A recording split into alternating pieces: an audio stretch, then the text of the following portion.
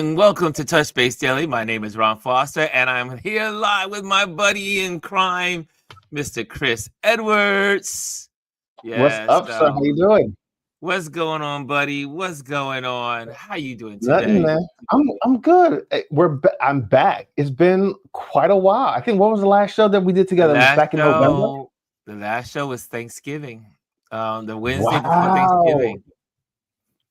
Wow, it's been a minute. I mean, of course, we talk, but it's been a while since we've been on here together. Yeah, so we are here.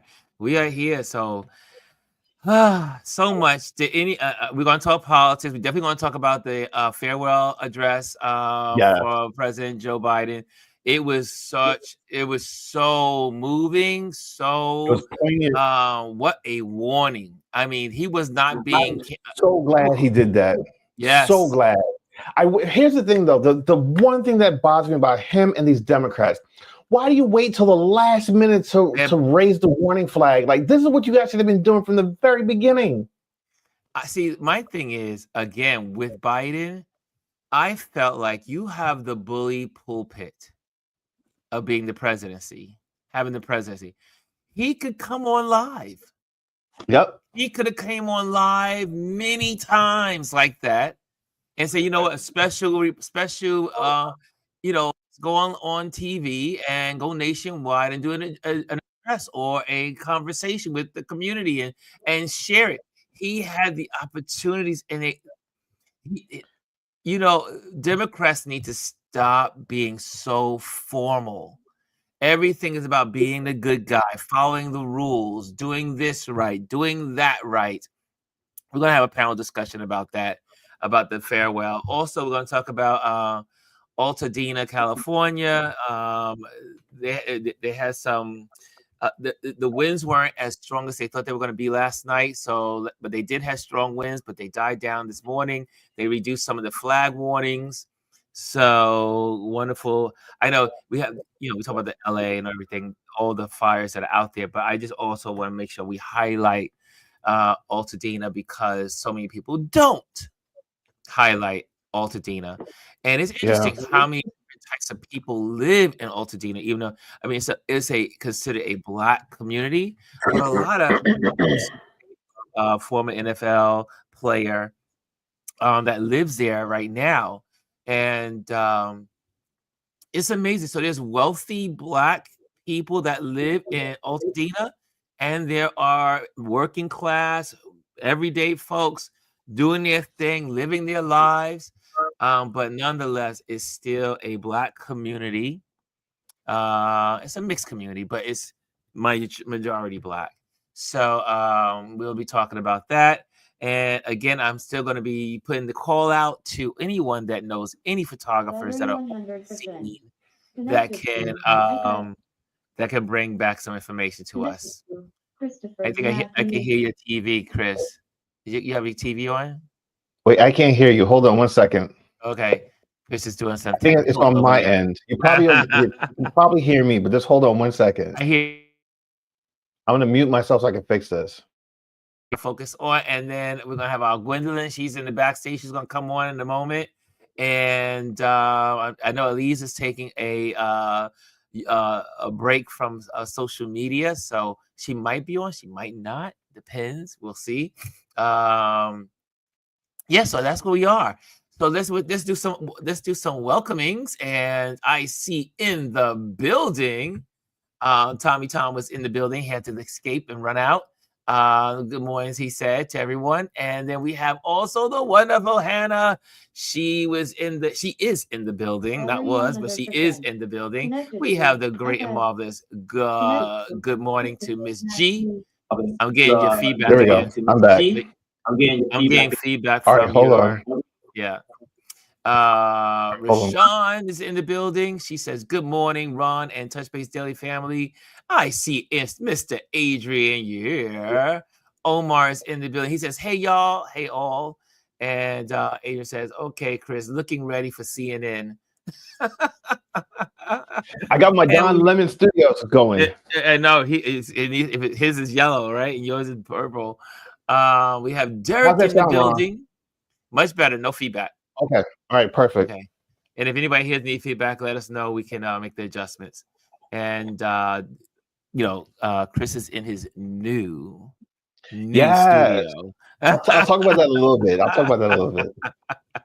And so then we got there some love going out to everyone. Dr. Tachi's in the building. Happy Thursday, she says all. And Dr. we got Tachi. Dr. Tachi is in the building. And I do believe Indie Soup is heading towards 23,000 subscribers. So that's a great thing. Over it, actually. Is it 20? No, I think it was 22 point something. Is it? I have to look. I know she sent out an email. I think it was yesterday. I got her email yesterday. I read her email. Okay, so yeah, okay. 22,736, I think it was.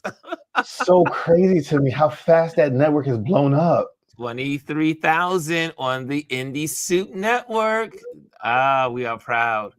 And also just a plug, if you are looking for repeats of this show, you can obviously catch it anytime on YouTube, but it is also on repeat on Indie Soup Media. Yeah. Also, let's see who else is in the building. Kelly A's in the building. Wait, there we go. Oh, there we go. There we go with Kelly. Kelly A is in the building. Good morning. And we have our wonderful Lisa. Hands up to Lisa. And so good morning to everybody. And let's bring our Gwendolyn on. Well, first, before we go and bring Gwendolyn, so tell us about your studio, sir.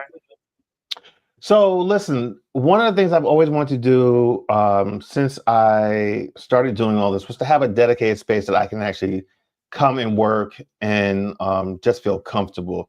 For the last, I guess, like 6-7 months, you guys have been seeing like a green screen, and I'm still actually in the same space. So I took a extra bedroom that we had and just kind of turned into an office space where I can actually sit down and have a home base, because I would constantly be moving around. Like sometimes I work in the kitchen, in the living room, I work in this space. I'd have to take down equipment, put equipment up, and it was laborsome. And I finally pulled the trigger and said, all right, that's it. So I'm in the same space where I was actually shooting a lot of the content that you guys see and when we would do the show from. Orientation has changed. I've got a couple monitors on the wall, like big screen monitors on the wall, movable desk. I'm only just waiting on one more item, just waiting for a sofa that we ordered for in here. But the whole purpose is to be able to have one space where I can kind of move around in and shoot content, sit back in the couch and type and record content, sit at a desk. I mean, this is definitely a different look. I've got a couple iPads going here that I control everything. I can control the lights, the monitors, just everything. And I've been actually sitting in it for about 2 weeks, really working full-time in it. And it's been like a godsend. You don't realize what you miss until either you don't have it or you get it back. And to be able to sit down at a central space and be able to maneuver and to record shows and to do all the things that I need to do has been a blessing. So I'm looking forward to all the content that I'm going to create in here. I've been taking tons of meetings in here, doing all my work. And I mean, my commute is very short. I don't complain from one side of the house to the next. But it's nice and I'm comfortable. A stable chair to sit in and, just do it right. But I will say this space is only temporary for about another 5 months because we're going to be moving and we'll have a little bit more space and it'll be a bigger office space to work out of. So looking forward to that. Wow, great job. So it sounds like Adrian was right. You now have a CNN studio. CNN studio. I'm slowly building. Dr. Taji she says, I love the way the studio looks.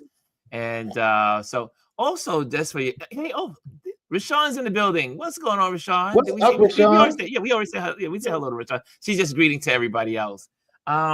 There is also, we are on Twitch live. So I changed it up a little bit. I have a Twitch account and I said, let me just see what it would be like to have this platform on Twitch.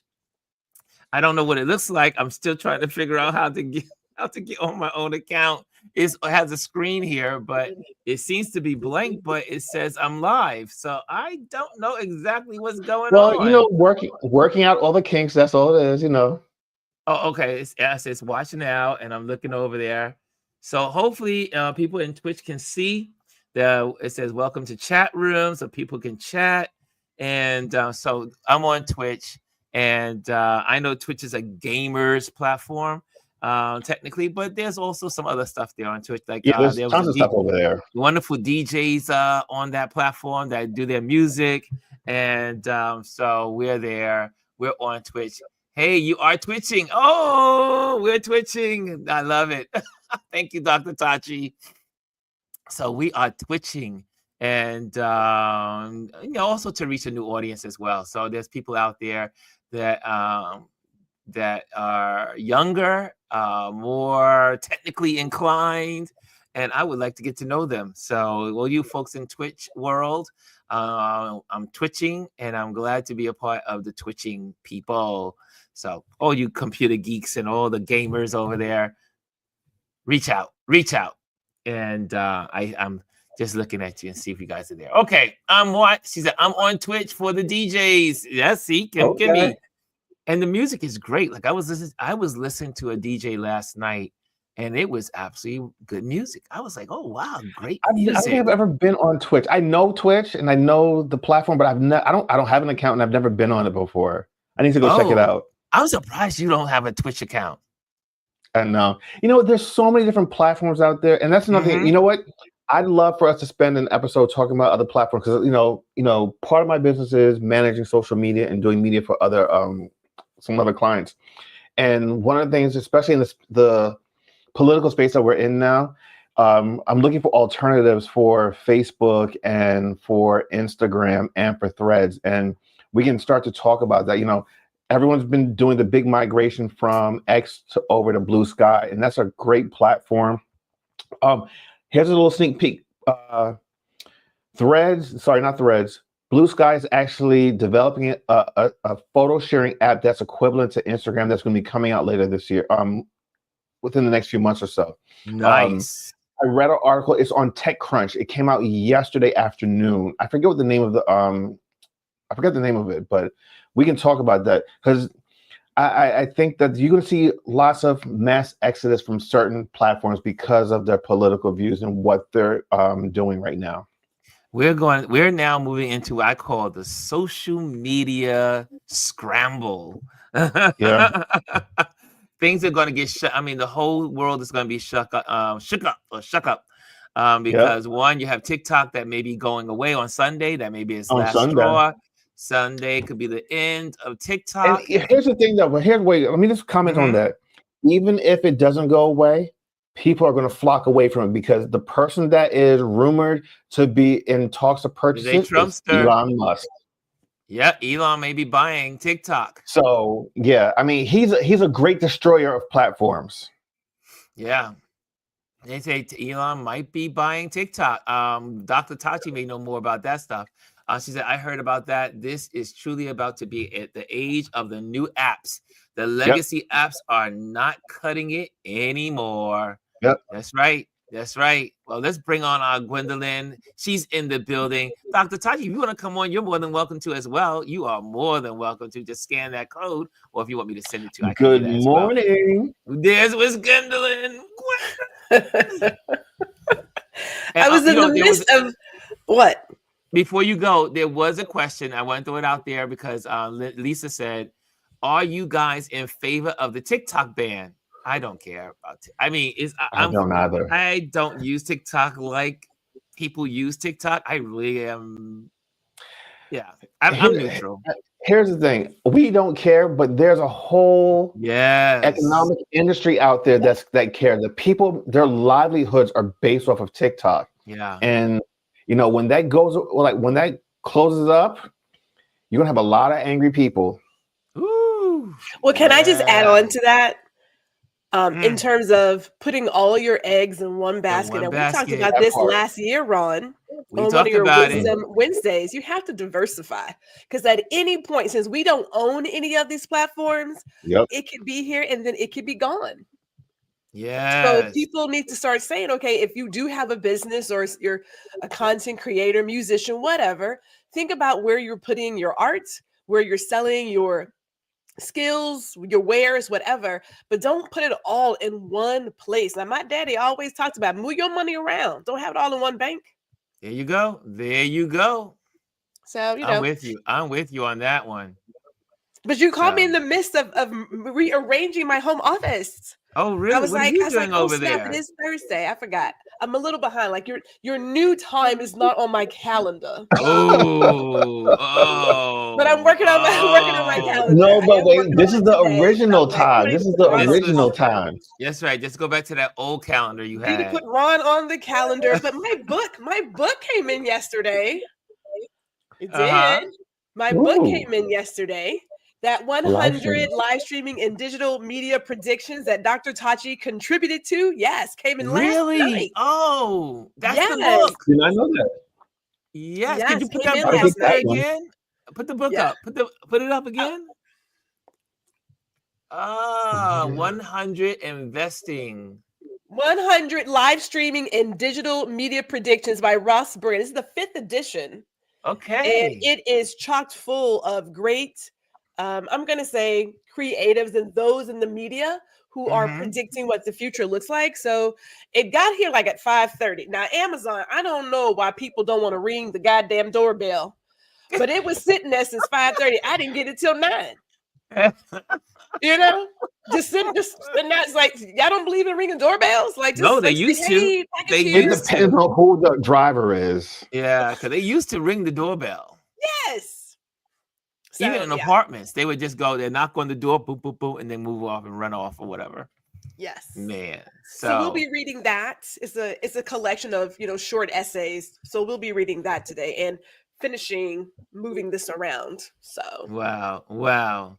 So also, did any of you see the Biden's farewell address?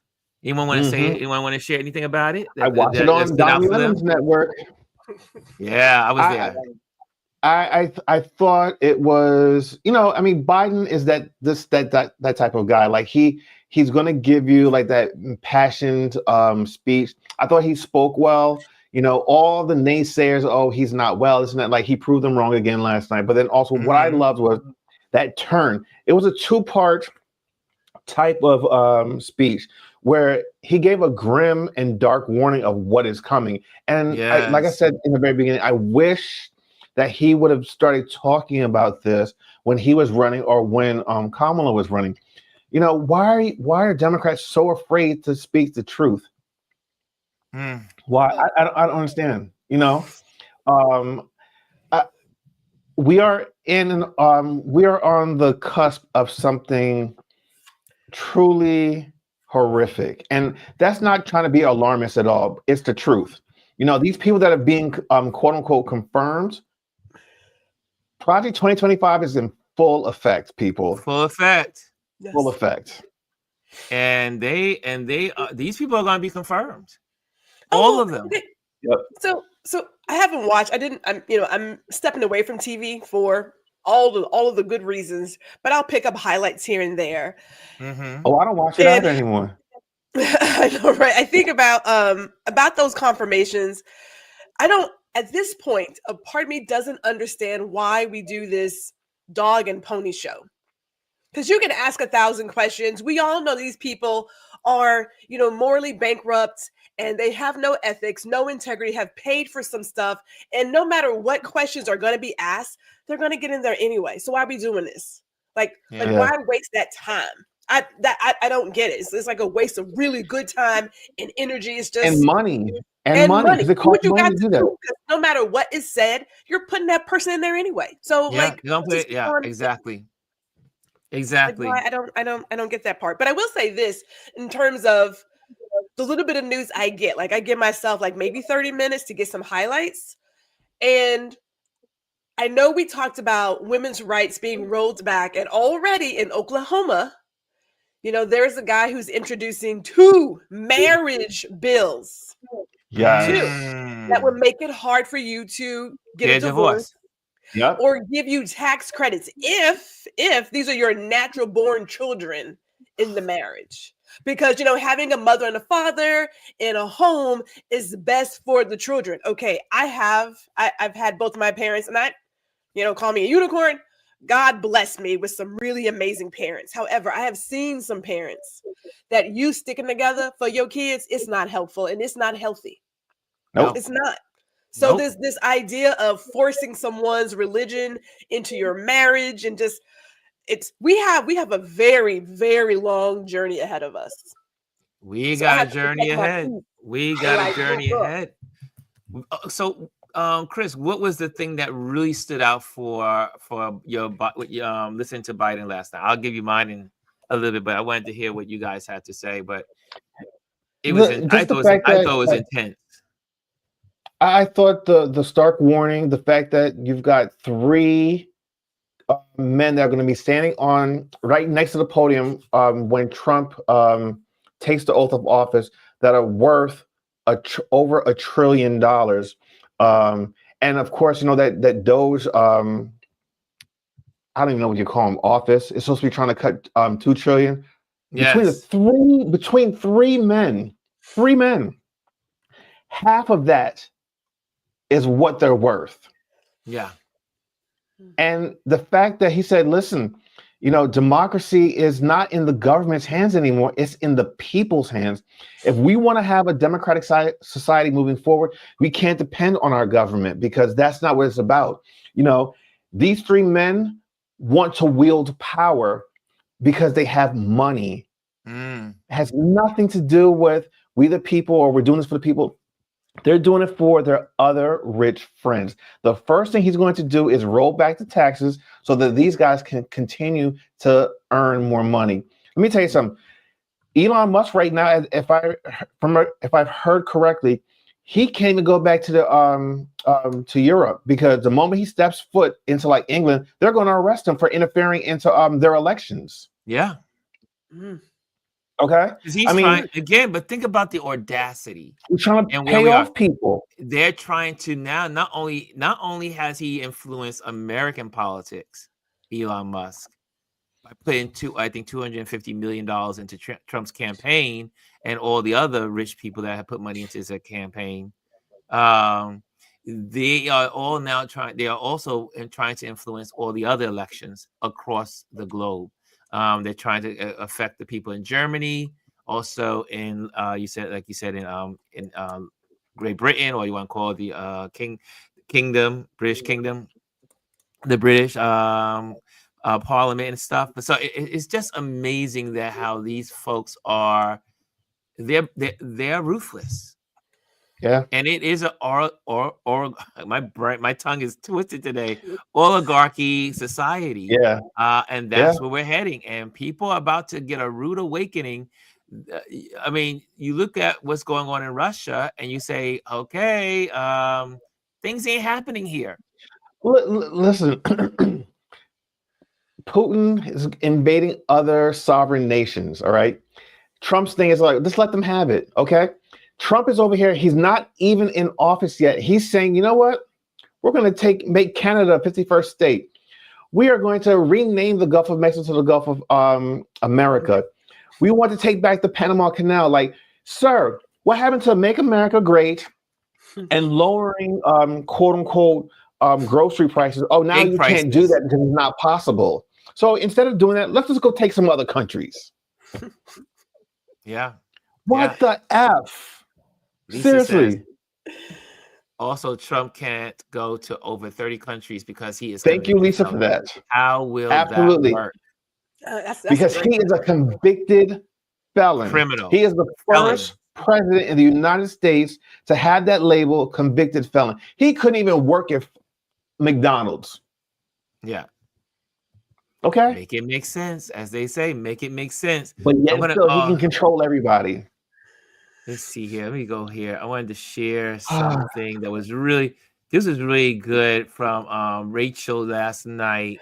Let me give you this because Rachel does say something. In case you missed it, if you did not see the speech, I want you to be able to hear what Rachel Maddow says in her summary because it was so well done.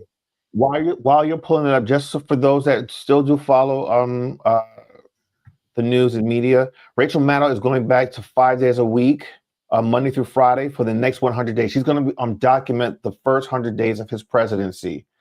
Alex, who does the show from Tuesday to Thursday, is going to be a correspondent on the road. So that's something that's actually really interesting. I don't watch the shows. I listen to the podcast the following day. That's how I'm getting a lot of my news. But go ahead. Yes, and so Rachel, I do still follow. I still watch Rachel Maddow because she's such an amazing journalist.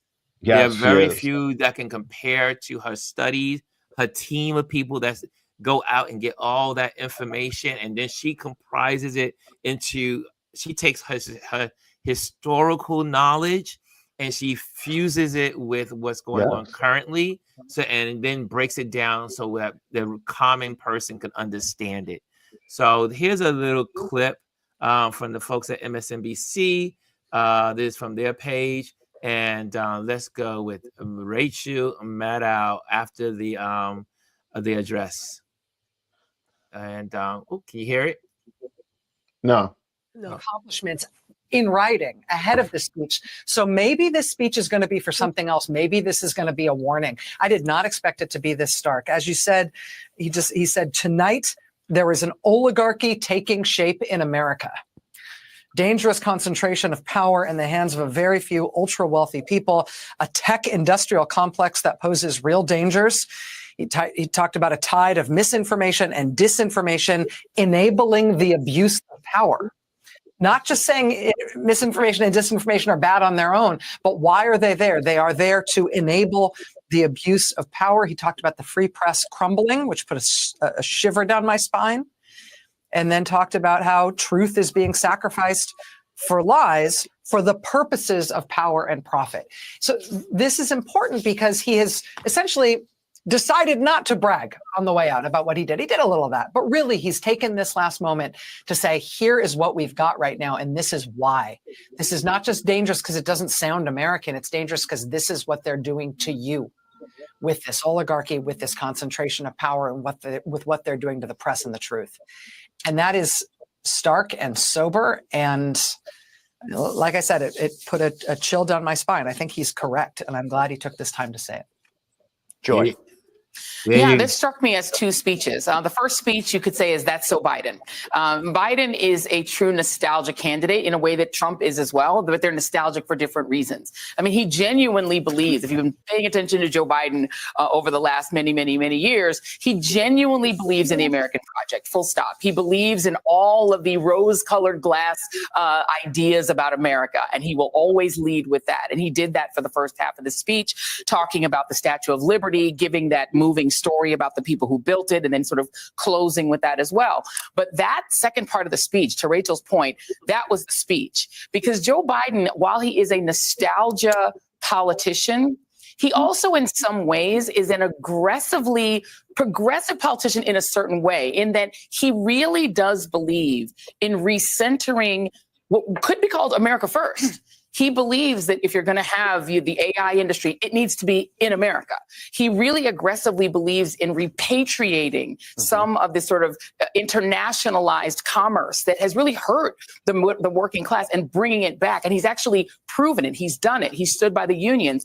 But that part where he then gives this warning that could have really, that we've been talking about on this air, right? This concentration of power in the hands of this tech industrial complex, the smothering of the lies being smothered for power and profit, saying the people must govern.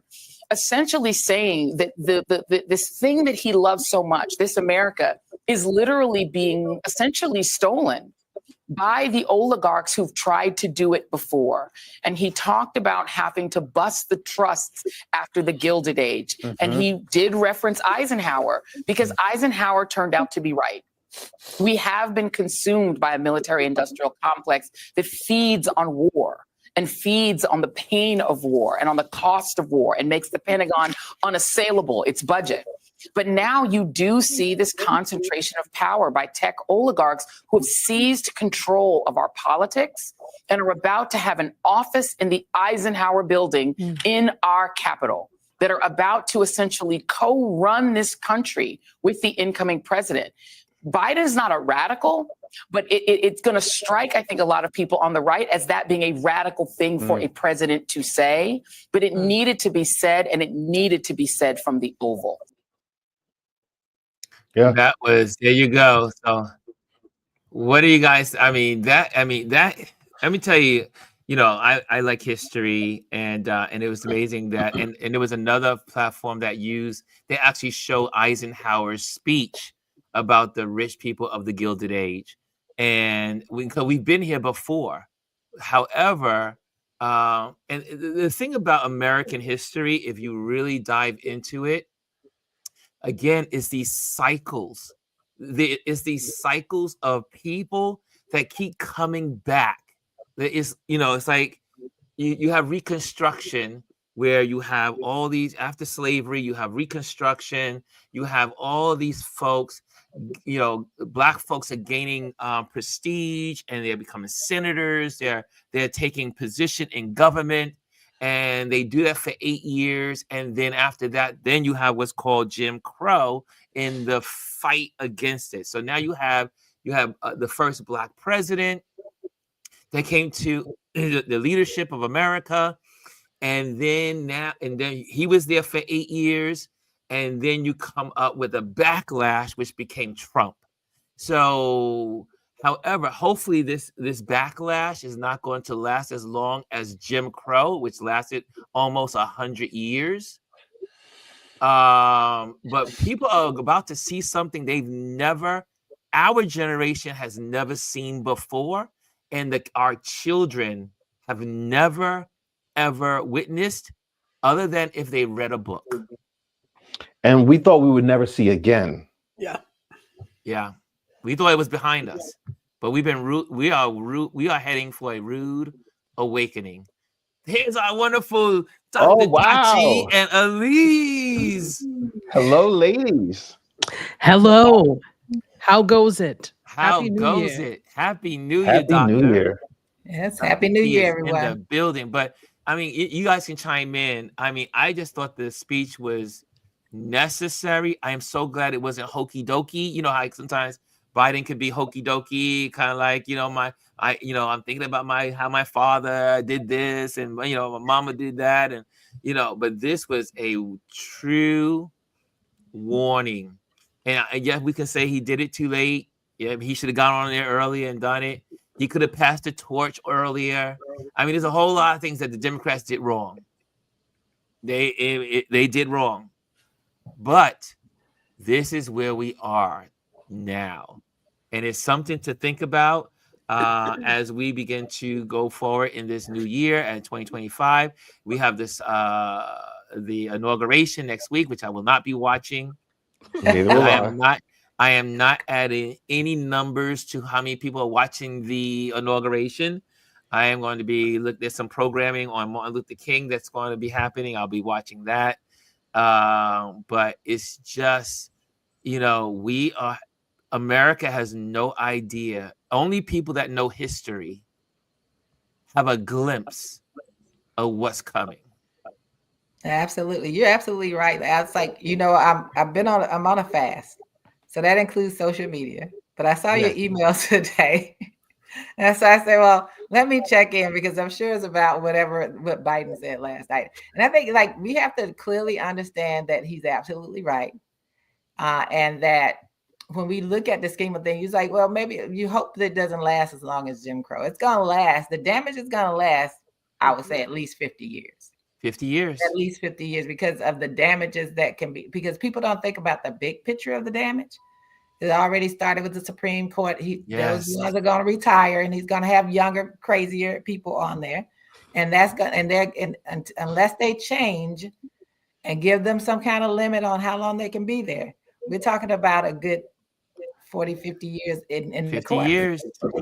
And so all the three, from what I saw, because I do read online news, that the three, Elon Musk, Zuckerberg, and Jeff Bezos are going to be at the inauguration. Yep. Yes. Clearly, it's about money, and clearly is about them being in control of him. And no matter what's going on, some infighting already going on. Steve Bannon said he's gonna get rid of Elon Musk before the inauguration, but it's not gonna happen because it's about money. And Bannon doesn't have that money. You talk about the richest man in the world, and people have not even begun to realize what the impact is going to be on the everyday life of people. It's going to be crazy. You look at all these companies now and the policies that they're changing. And we have some things that we have to decide. I know, Ron, you mentioned the faults of the Democrats, but I'm going to take it off of political party. This is people. Yeah. This is people voting based on their hatred, their greed, their misogyny, all of those things that's what they put in place. They put hatred in place. They put greed in place. This is about people. It's bigger than any party you can imagine. So it's not about the failings of the Democratic Party. You have to also look at media. How is media even reporting some stuff now? Yeah. That they should be talking about? They're not.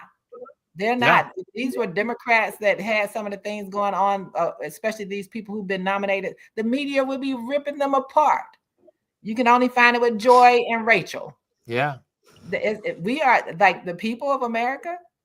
I'm not watching TV anyway as a part of my fast, but the people of America, and especially those that thought they were doing something that was going to show Kamala Harris or show the Democrats, have done so much damage to the people they thought they were protecting. Yeah. Yep. Hey, Dr. Tachi, weigh in. Thank you. At least that was, you. That was wonderful. Yeah, thank you. Well, first of all, Monday is the King holiday only. That is it. Yes. That is all. There's nothing else happening on that day. If there is something else happening, I haven't heard about it. It is the King holiday, a national day of service only. I will be serving with my sorors at the Broward Outreach Center. That's all that's happening on Monday. That's number one. Number two, I have just received a degree from Miss Prudhomme's School of I Don't Give a Damn.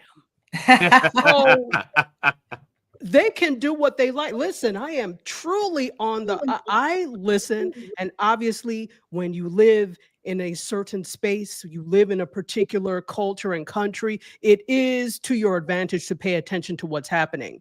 But it is not to my advantage to always act on it, because that's not my job anymore. I did my job on November 3rd. What day was that? Was it the 3rd, 6th, 3rd, whatever the hell the day was? I did my job that day, and we have been doing our jobs, and I'm speaking specifically now about Black women. That doesn't mean nobody else did their job, but I can only speak as a Black woman because that's who I am.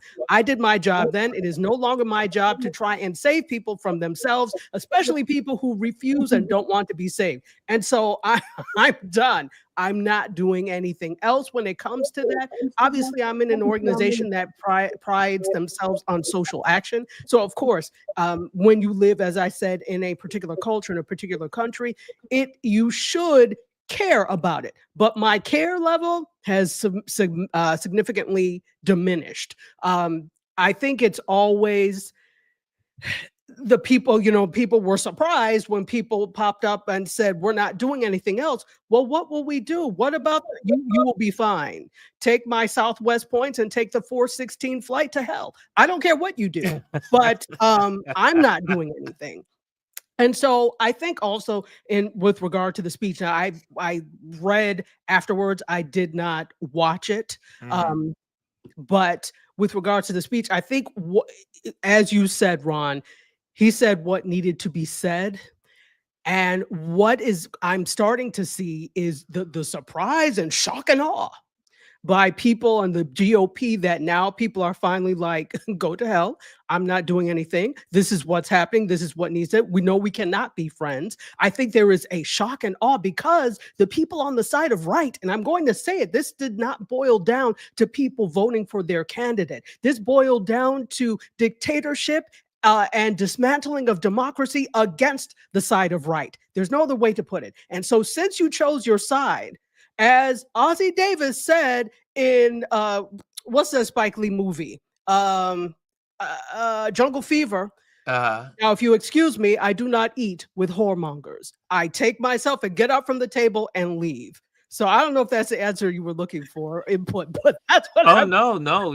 I just want you guys. I just wanted to hear your points of view and how you thought about what was going on, because definitely, I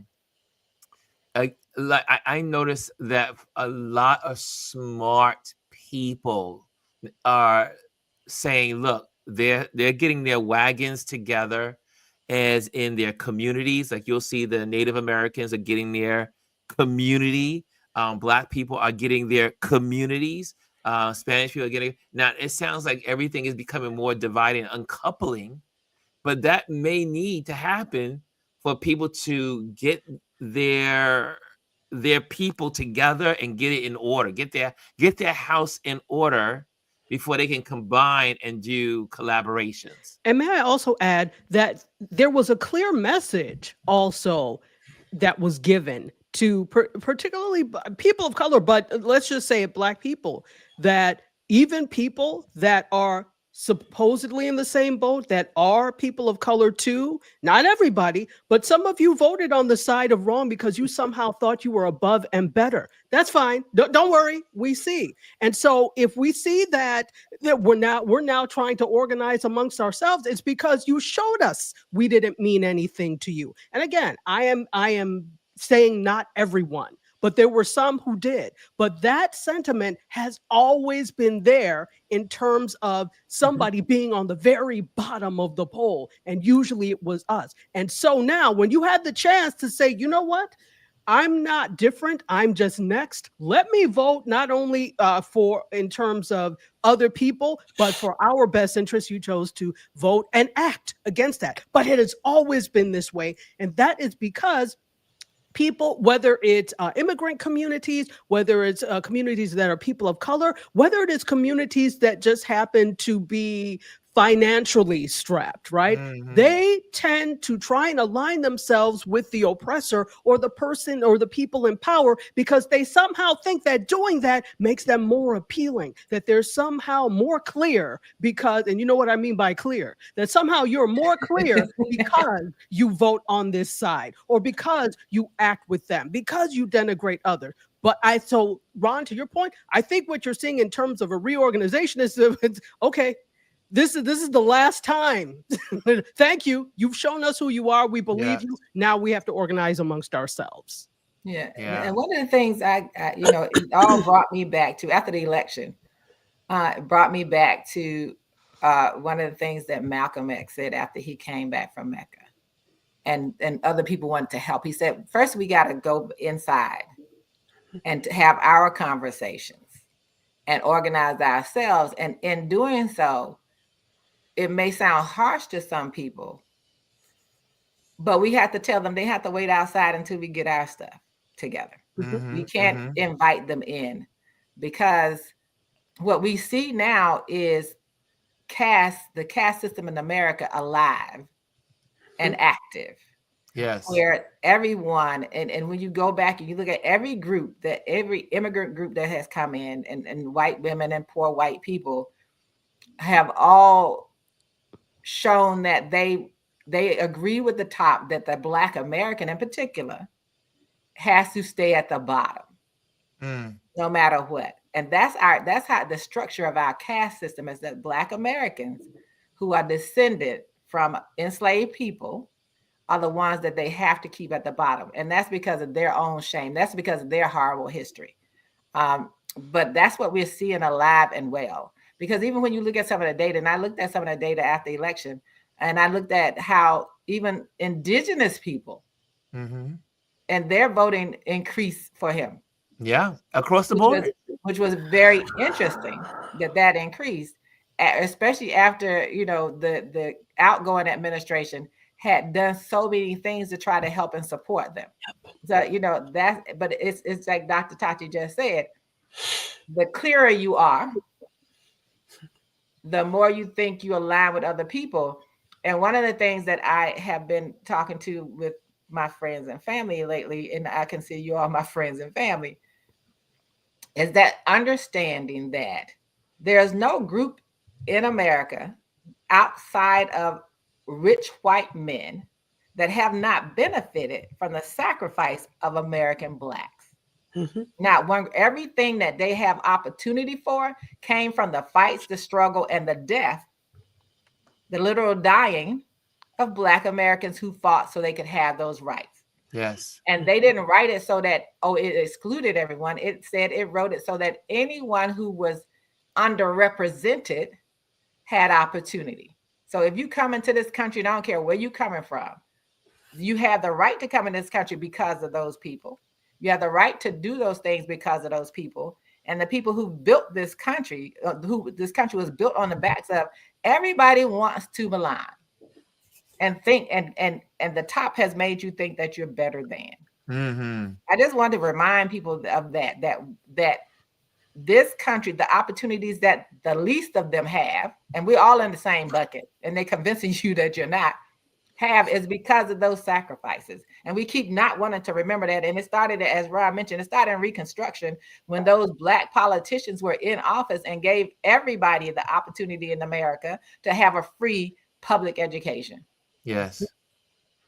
The thing is again, the 14th Amendment, 15th Amendment, the 16th Amendment has served others more than has even served us. Even though, people think it's for Black people, but it has served white women the most. It has served everyone in this country, because it's not about it wasn't, yes, it was about the freedom it was about the slaves having their freedom, having, being citizens and everything that goes on with that. But it applies to everyone. And again, the old thought and the old saying is, what you do to the least of them affects everyone.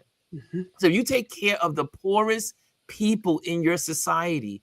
If you give them good health care, you take care of them. It's almost like when we hike. There's a rule when I'm a hiker.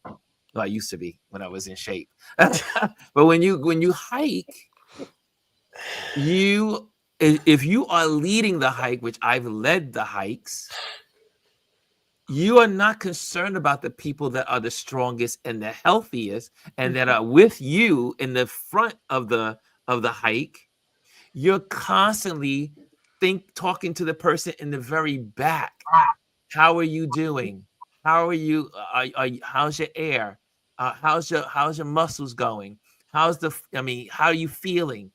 As the lead, you're always looking to the last person on the trail, and that leader then paces the whole movement together based on the least, the one that cannot keep up as much, the one that is struggling a little, and everyone wins. Everyone wins. Yeah. Chris, I think you wanted to say something, right? Oh, no. I'm in agreement with everything that this panel is saying. And, it's unfortunate that sometimes people, as my mother would say, and as my grandmother used to tell her, those that don't listen must feel. Yes. So America is about to feel. Yeah, I say my motto this year for 2025 is FA-FO. So as Biden was speaking, he gave the warning. But the sad thing is, and I was reading all the comments on social media of, we get it. All the people that voted for Kamala, we get it. He was talking. He was singing to the choir. He was talking to the choir. But the people that didn't get it, that voted for Trump and vote for all this craziness that's about to happen, they were the ones saying they still wasn't getting it. Yeah. And they're not going to get it. They're only going to get it. And Gwendolyn reminds me all the time. Say it, Gwendolyn. Tell me. So I was going to add that until the pain of remaining the same becomes unbearable, nothing changes. Absolutely. You know, I'm talking about MLK tomorrow and his dream. And I was writing down some thoughts. And Ron and I, you know, we've had this conversation. I said to myself, I just didn't think I would be here. Like, I'll be 50, God bless, in September. And I just knew as a kid, you know, listening to MLK and going through all of the things that we went through in school, I just knew that we were done. And then Rodney King happened, right? And I remember being in my teenage years, being like this really extremely angry Black child. That here it is, this modern day lynching, beating, reminder of how Black bodies don't matter. That was then, because I thought, well, there's video. Surely they'll be found guilty. And now we fast forward to 2025, and it is so clear there are two Americas happening, two justices happening, clear sight of privilege. And there are people who want to talk about, well, isn't it about the economy and the price of eggs? So I'm not angry. I am frustrated. I'm agitated. Pardon me, Ron. I'm too fucking old for this shit. Like, I'm just too fucking old. Like, we should know by now that people voted based on identity.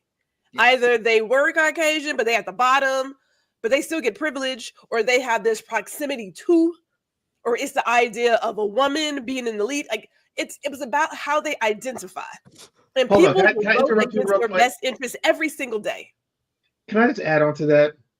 I want to ask a question to all those Black people that were out there, you know, promoting and pushing Trump.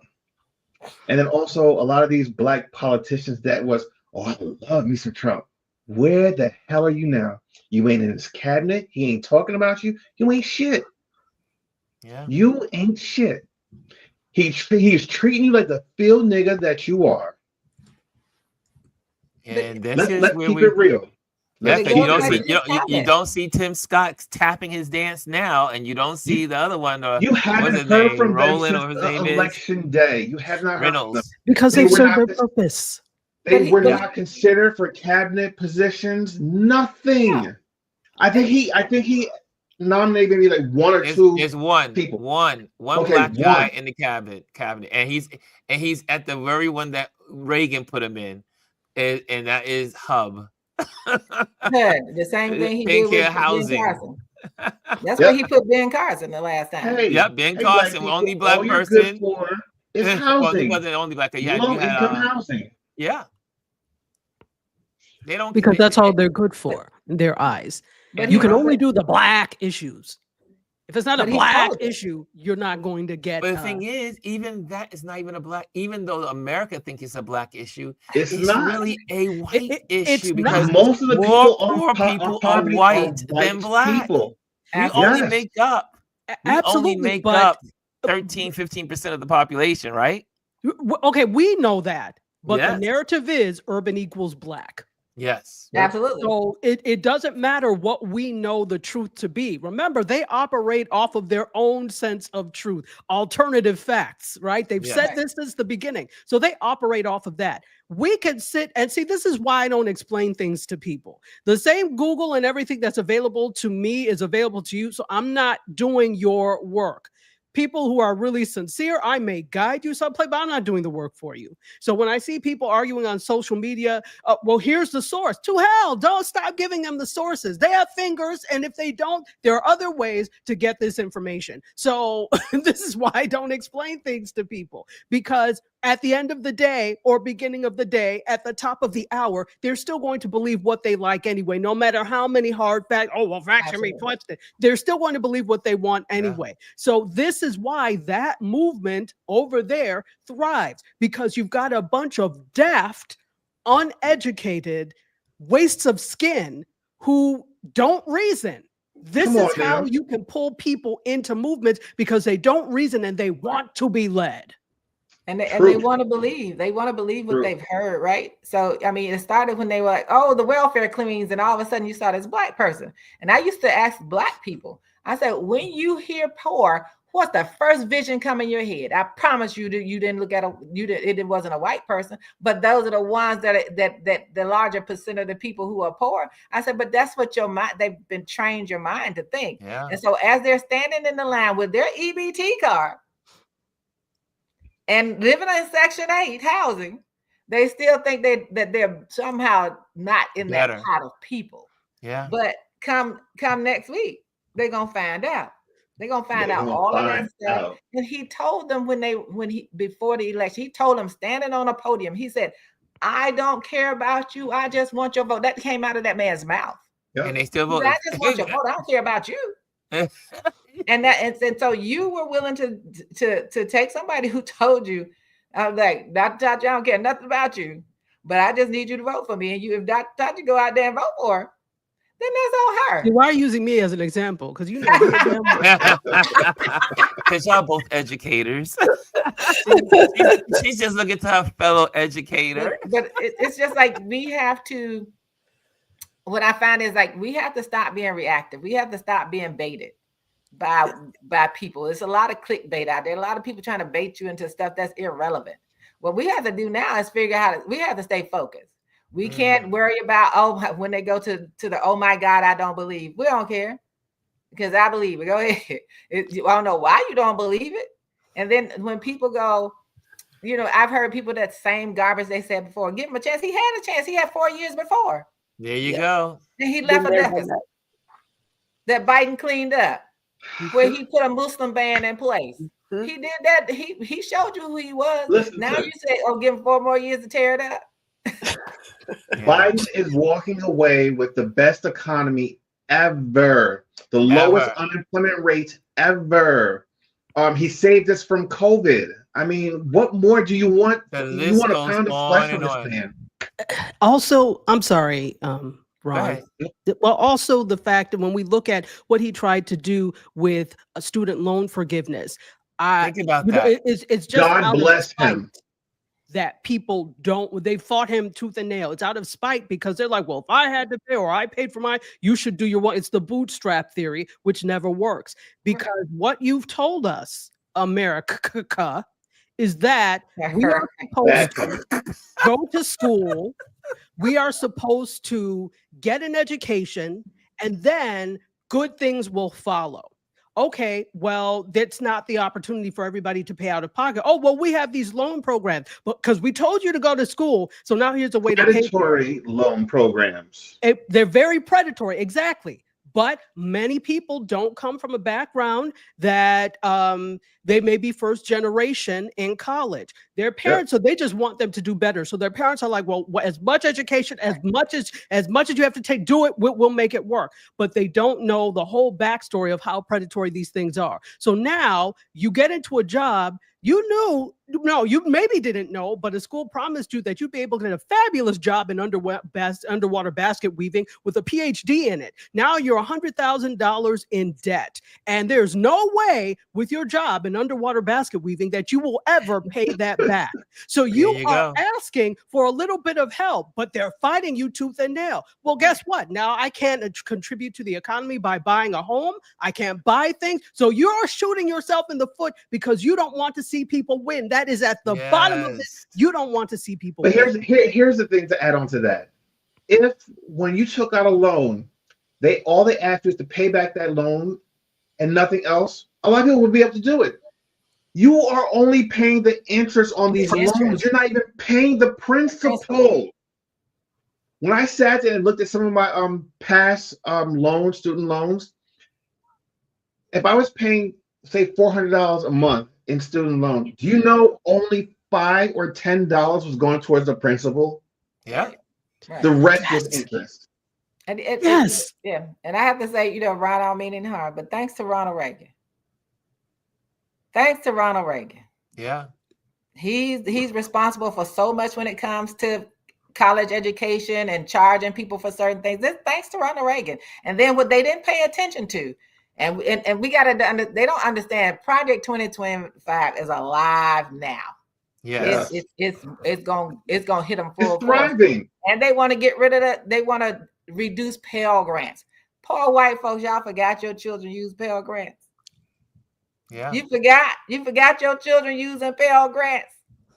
Yeah, you did. Now then you're gonna be upset. You're gonna be upset when your child that you could have insured who's in college up until the age of 26, they changed Affordable Health Care Act. Now that child they got to figure that out because you can no longer include that. They're gonna be but they have to find out.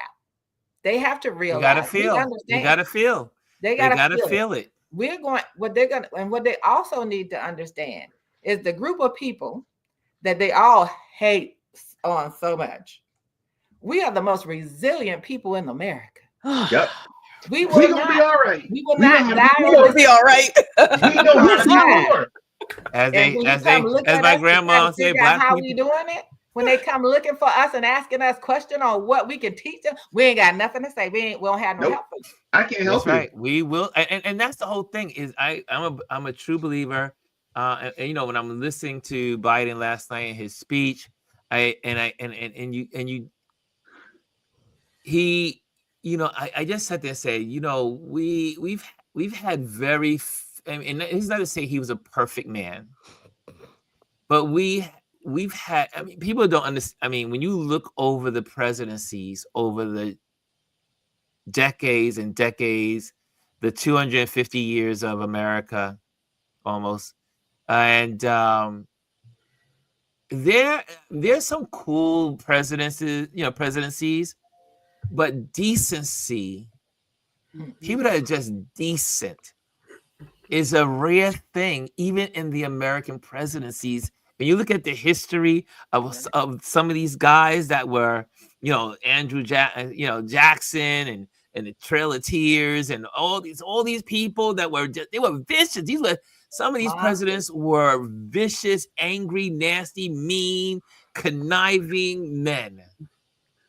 And once in a while, you get a president that cares about the people.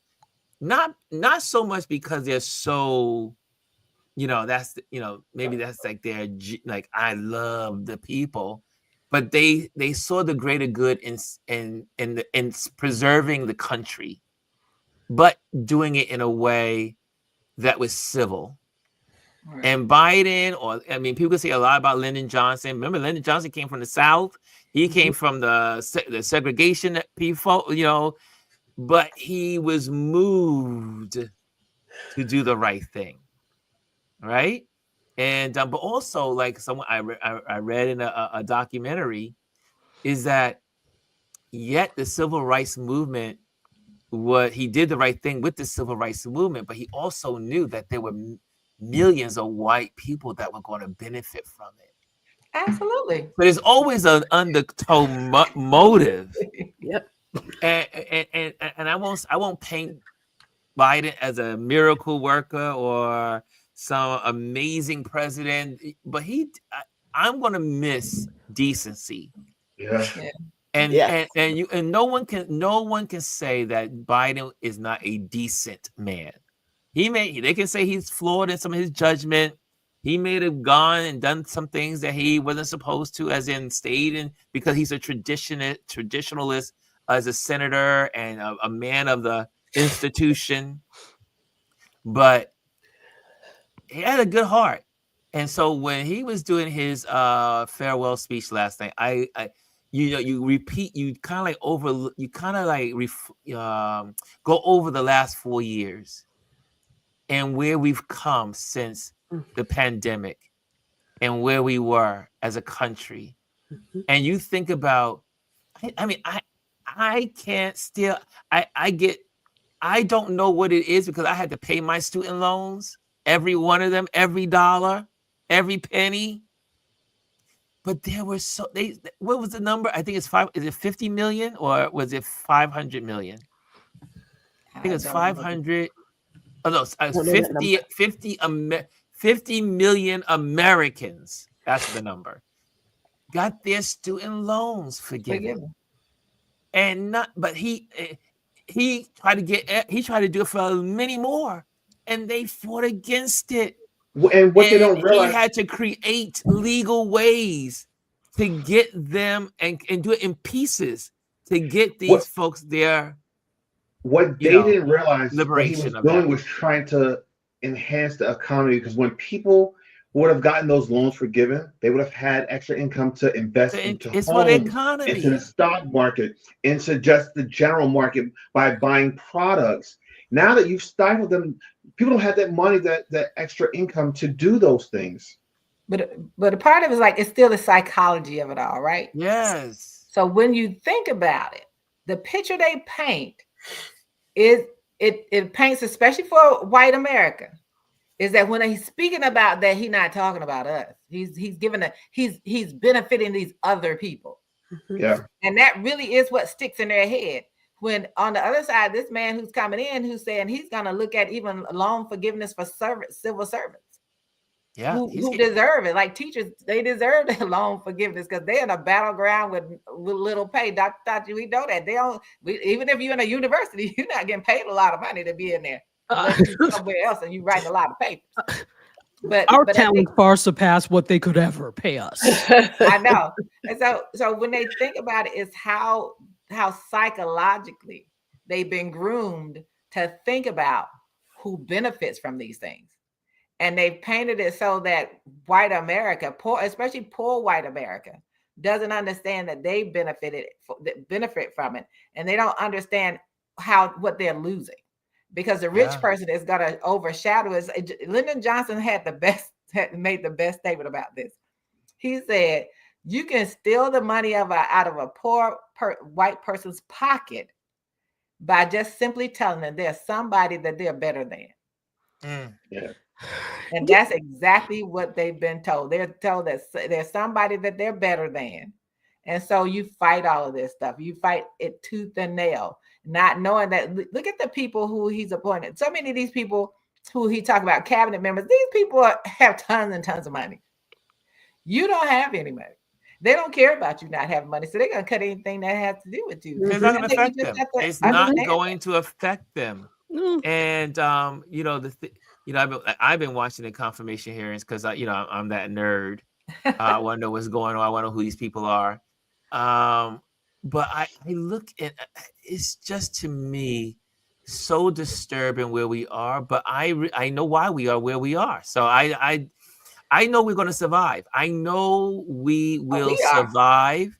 I know that we will build our communities. I see communities forming around the, here on YouTube and different places. I see people stepping up and saying, hey, I'm here. I want to talk about this. I want to share this information. And, we're getting close to the end of the hour, but I just would encourage folks to if you have not seen the speech, it is worth watching. And listening, not just watching it, but listening to the words. Again, Biden has done so much, passed more legislation in his 4 years than most people have done in their 8-year terms. And he's done so much, and he would have done more if he had been given by the people a Democratic Congress. Right? So if he would have had that Democratic Congress, he could have done more. But guys, it's time to buckle up because it's about to go down. I wanted to do we have time to share I wanted to share about the people. We will do it tomorrow. I do still want to give the information for Altadena wildfires. But we'll get that on tomorrow and fit that in. Ron, one of the things that's going to be very interesting is what happens in 2 years. Yeah. What happens for midterm elections. Because, that's why I said, let them burn, baby. Like when they were trying to vote for Jeffries, don't vote Jeffries in to be head or nothing. Just let them go ahead. And they don't have anyone to blame for but them, because let them burn it down. And when the people who suffer, who are going to suffer, because you are going to suffer, people. The country is going to suffer. But for people who are, looking like, Dr. Tachi said from the beginning, I'll have time for you. Yeah. Don't knock on my door. I'm not coming. There's supposed to be some kind of march on the 18th in DC. I'm not coming. Yeah. Don't call me up. And look, and for those who decided to unfollow or block you because you said you ain't coming, they didn't need to follow you or know you anyway. Better for us. Because they want you to bail them out. Yes. We're tired of being used as a community of people. We're tired of saving you from yourself. Right now, what we need to do is go inward, be proactive about what we're going to do as a people, and say the heck with everybody else, and they're going to find out. But when they find out and they knock on our door, yes, we compete. We're going to be as compassionate and empathetic as possible. But what we won't be doing is coming to your aid. Hold on. Here we go. This is the term that you have to use. Thoughts and prayers. Exactly. Or sorry, go ahead. If you watched Bridgerton, Queen Charlotte would always say, sorrows, prayers. That's going to be mine, Dr. Tasha. But again, and just this, I think this is morning, they announced that the congressperson wants to do away with Biden's medical benefits that were going to help that brought the insulin down to $35. They want to eliminate it. Right. They want to take away Medicare's ability to negotiate prices, because what's supposed to happen is it's supposed to end up being like a person like me. If I was on medication, I wouldn't spend more than $2,000 a year. A year. They want to get rid of it. Our senior citizens under Medicare wouldn't spend more than $2,000 a year. Why do people want to do that? Like, this is the craziest. Why do you want to hurt people that are hurting? But again, pain is the point. That is the point. It is the point. They're sadistic, and it gives them joy when other people are in pain. Suffering. Yep, it's crazy. We have to realize that these are people, and you don't want to phrase it this way, but they're monsters. Yeah, they're evil people who only want to hurt and destroy people, so that and we only talk about the ones at the top, so they can benefit.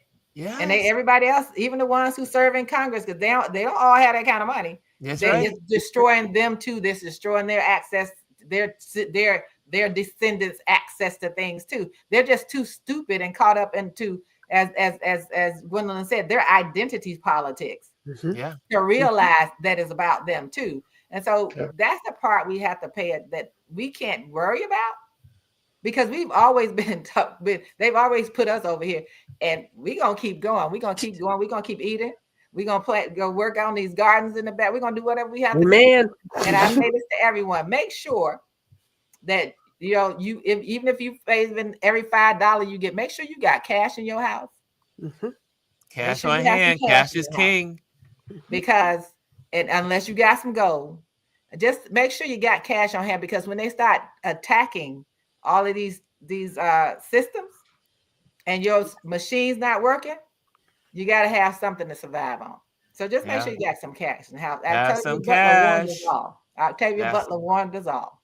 Cash is king. Cash is king. And and if you haven't read the Octavia novels and books, we may want to all dive into them, because everything. I don't know if we should call her a prophet, but let me tell you, there's some things in her books that are literally happening now. What is that? Parable of the Sower? Is that where we are? Parable of the Sower is where she talks about the fires. And then by the end of that, it goes into, once it gets to parable of talent, this is what we're going through now in politics. This is the politics of America. And I told people, and it's been 5 years since I've been trying to get people to read it. But you have been encouraging us all to read her books. It prepares you so that you're not in shock and all. Like I told my husband, you sit up in shock and awe. I said, I read something that told me this was coming. So I'm not shocked or in awe of any of this, because she said it was coming.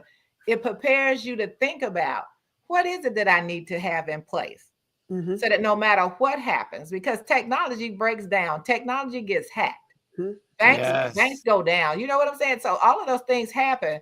What do you have? What do you have in place for, even if it's only for 2 weeks? What do you have in place so that you're able to do what you need to do? What planning do we have as a community so that we know where to meet up. Because it may be city by city, you know, in Florida, New York, Delaware, Texas, DC, where we meeting? Yeah.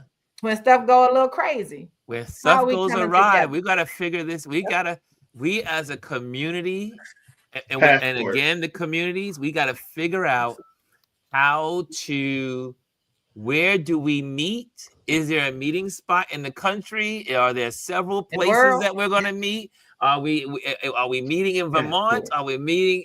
We need to figure it out, because here's a thought, and I've been thinking about this for the last 2 weeks, and it's just a thought, because I read these books and then I'm like, okay, I'm saying, is it far-fetched that America can become decoupled?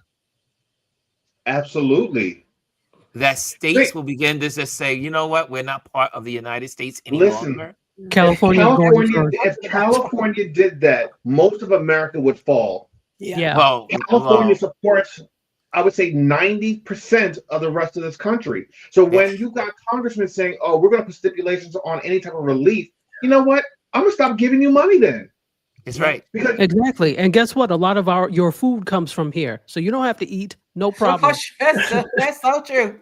Well, California has the largest, it has the 4th largest economy, not in the United States. In the world. Yeah. So you got to fix California. Think about that. The 4th largest in the world. California upholds and uplifts the rest of the United States of America. Especially these red states. Decided, you know what? We're going to secede and we're not going to give you money. People like that were in Alabama and the Carolinas, when they had to deal with that hurricane, there would be no money for them. Mm-hmm. Right. Mm-hmm. These other states put in less money, but take out more. Yes. Than California does. Yeah. All the time. But my thing is, again, I don't think it's far-fetched any longer. No, it's not. I don't know if we're going to be, I know this sounds crazy. I hate to put this out into the world. You're like, you're crazy. But after 4 years of this guy, because I'm no longer calling him by his name, I'm just calling him the Orange Menace, the Orange Clown. I'm just going to have to do the name calling, because I just don't like this guy. And I know I'm always polite. I was raised that way, but he is truly the Orange Menace, and I do believe America can decouple. It can. This could get really bad, where you are. I'm listening to how they're talking about California right now. That these people are saying we don't want to help them because they didn't vote for us. Mm-hmm. It's California's money. Yeah, and yet California is the 4th largest economy in the world, and California supports, between the tax dollars of the blue states.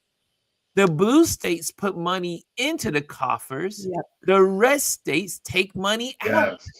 Yeah. Right.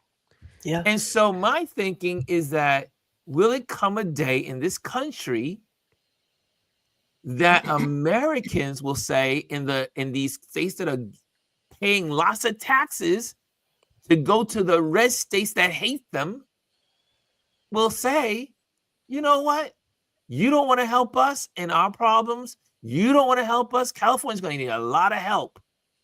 Yes. But it's going to be worth the bang to help them, because you got to get that economy back online.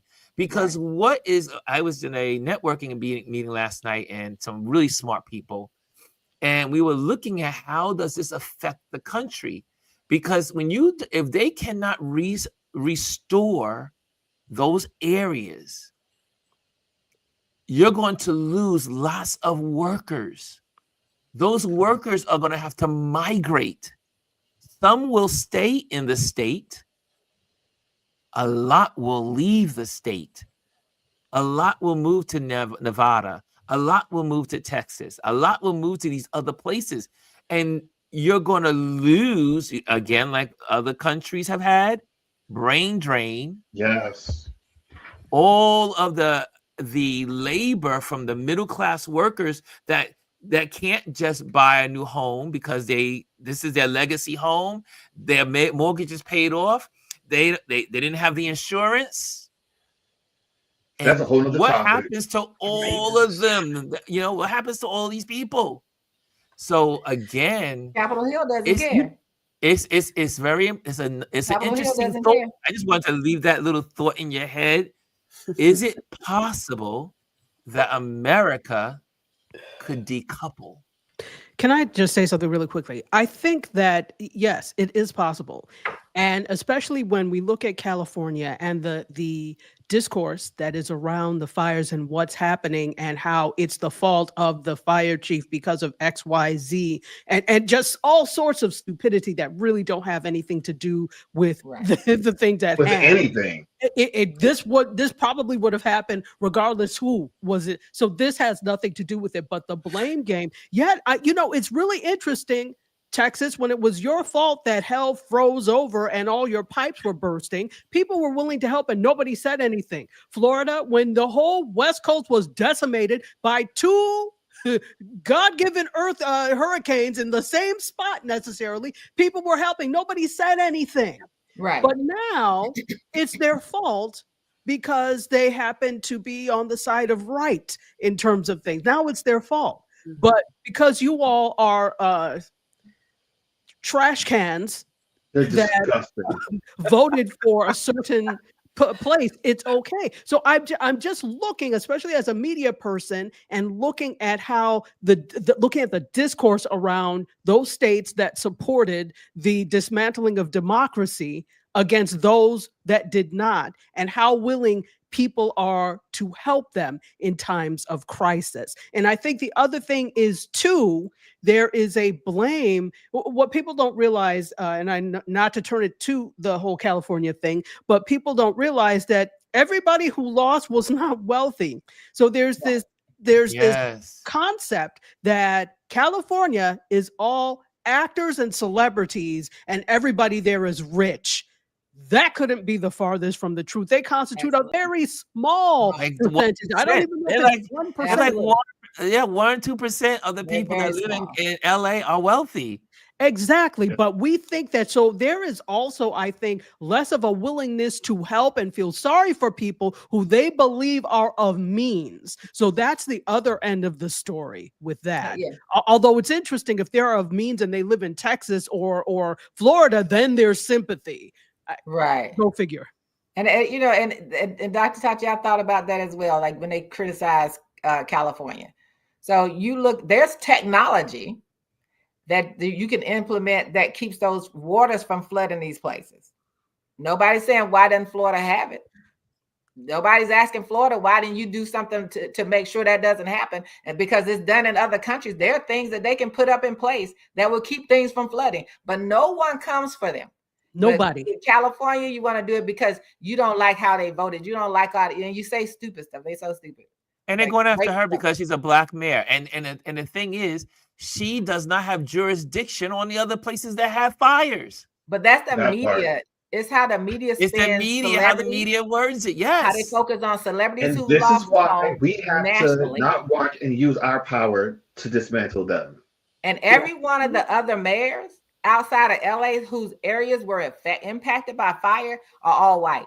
And they haven't talked about them. Not Two one. white men, one thing about them. No one has talked about them at all. They haven't spent much time focused on the fire chief for LA County, who's a white man, and the fire chiefs from all of those other areas, because the media keeps wanting to race bait everything. They want to put it at that feet and DEI hires. And they went after the lesbian chief, right? Yeah. And you got the other chiefs. They didn't touch the white men chief. Exactly. But they went after the white lesbian woman. She's just the chief for one city. What the hell about? What about the other people? But no, it's her. The quote DEI hire, which is why I've decided I'm using the term privilege hire so that I can flip. Oh, you're a privilege hire, because they need to feel that same thing every time somebody. Why are we constantly explaining well, that's not what DEI means.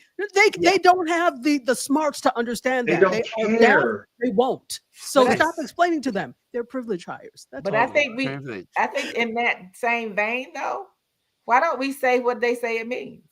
Didn't earn it. Didn't earn it. You're a privilege hire. You didn't earn it. You're a privilege hire. You didn't earn that. You up there, you're a drunk who's trying to be the head of the military. You didn't earn that. Exactly. Drunk or womanizer, you and rape somebody. So what? But you didn't. Kids out of wedlock, cheating. Your mother doesn't even like you. Look at you. Your mother don't even like you. She had to come back. What's her name? Exactly. She said, and your mother. We even have quotes from your mother. Exactly. When your mother don't like you, that says a lot Senator about you. Kane said. That's a lot. Your mama even told on you. Look at you. Your mama told on you. We got quotes from your mama. Okay, guys, I gotta let you guys go. This was good conversation. I love when we just gather together and just talk, but this was a good topic. Again, if you have not seen the Biden speech, farewell address, it is worth taking a look at and listening. I think you will. I would say. It was like when I was listening, I was looking through Don Lemon's show because I'm on there all the time, and so I was mentioning yesterday that he's talking to America like a grandfather would talk to his family. Mm-hmm. He was like hey guys, I'm at the end of my days. And you young folks are going to take the helm, and you guys are going to have to make this family stand together. It's no longer about me. I did all I could do. I've given all I could give. I served you for 50 years. I've given you everything I got. Not everything I did was always perfect, but I gave it all I got. And I want to make sure that you understand it is not about me any longer. You look to me to help you. You look to me to do things. But it is in your hands.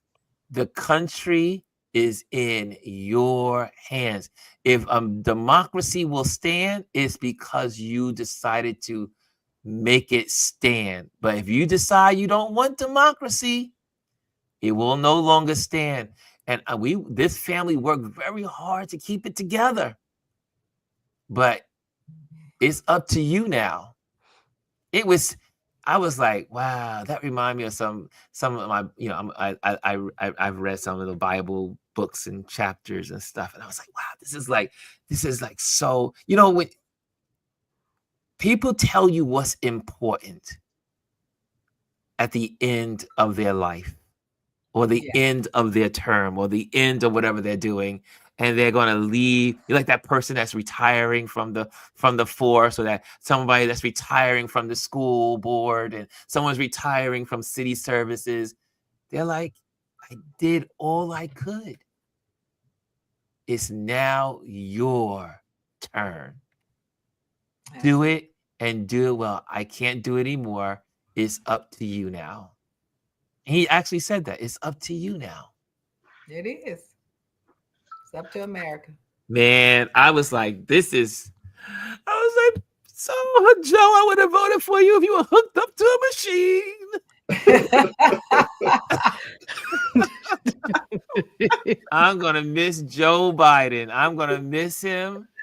And I'm curious of what his after presidency life would be like.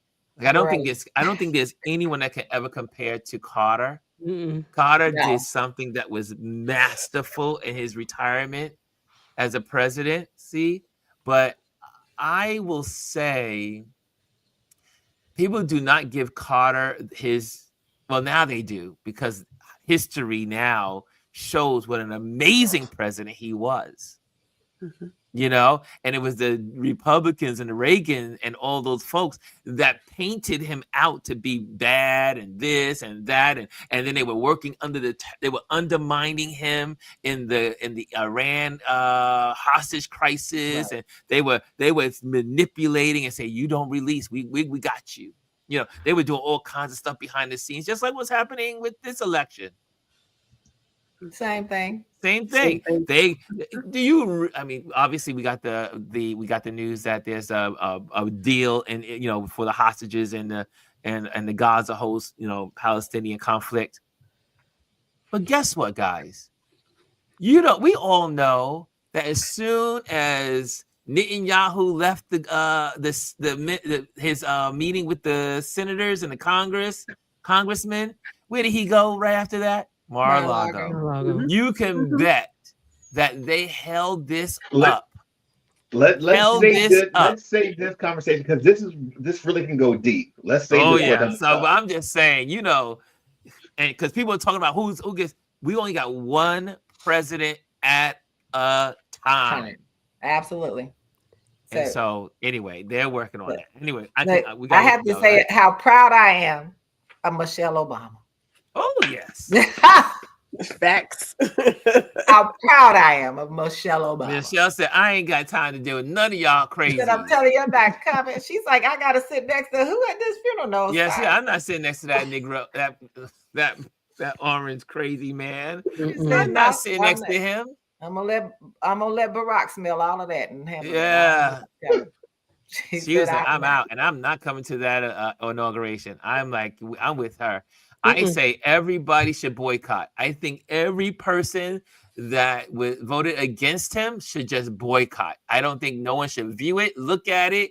I don't think no one should go. Now, obviously, our news journalists that need to go and kind of give us the after. But man, I'm not giving not one extra rating, not one, not one. And and I definitely hope. I know Al Sharpton had talked about bringing people here. I was like, don't bring people here, because all he's gonna say is his people. Yeah, if you want to meet at Metropolitan AME, meet there. Don't go parading, because that's all he's gonna do is claim that was part of his crowd. They were part of my crowd. They were part of my crowd. Hey, Mimi's in the building. Hey, Mimi, I see you. And don't come to Mimi. I told my husband if I owned a restaurant, I would have it would be closed all weekend. Yeah, let me tell you, I would not be. Nobody's eating at my spot. I don't want to hear your rhetoric. I mean, so guys, thank you for tuning in. If you did not hit the likes, please hit the likes. Please hit the likes when you're in the show, so that way we can generate more on the algorithms. I know that I hate talking about algorithms. It's like, the algorithms. But that's what it is. It is what it is. And Elise, I have to say, you came out of hiding. No. I came out witness of hiding. Protection. She came out of witness protection to be with us. And I wanted to say something about Ali's statement. I want y'all to notice what Elise said. She's not on social media, but she's still reading the news. So guys, we can yes say we're gonna take some time off, but still stay informed. Yeah. Please stay informed. Go in and there's papers to read, there's digital stuff that you can read offline, but stay informed of what's going on. You need to know what's happening, and then also plug into communities. I know, like I keep saying, I love Don Lemon and what he's doing over there. I'm so proud of what he's doing. And I'm so happy that he took his lemons and he's made a lemonation from what CNN treated him wrong. But he took his lemons and made lemonation. And Roland Martin is good. He's another great platform that you're going to get what is concerning to our community. So make sure, if you're not following those platforms, do it, because I think you will be educated and you will get true journalists. It's interesting because Roland was also a journalist at CNN. Right. So again, he took his lemons and made the Roland Martin show. So and network. So these are people that are journalists. Right. We are YouTubers. We come in, we have conversations about what's being said and talk, but we must always respect the journalists. Dr. Tachi's a journalist. And we got journalists right here. Up in here. Respect the journalists because they do the hard work. And on that note, absolutely. Guys. And then, Ron, I think at some point in the future, we talk about what platforms are we going to be on? Yeah. Especially with what Meta has decided. Well, that's what I was talking about. What you guys got on? What platforms are we going to be on? I'd love to be on that comment. Facebook, Instagram, Threads. Right. Those are all, we look for alternatives.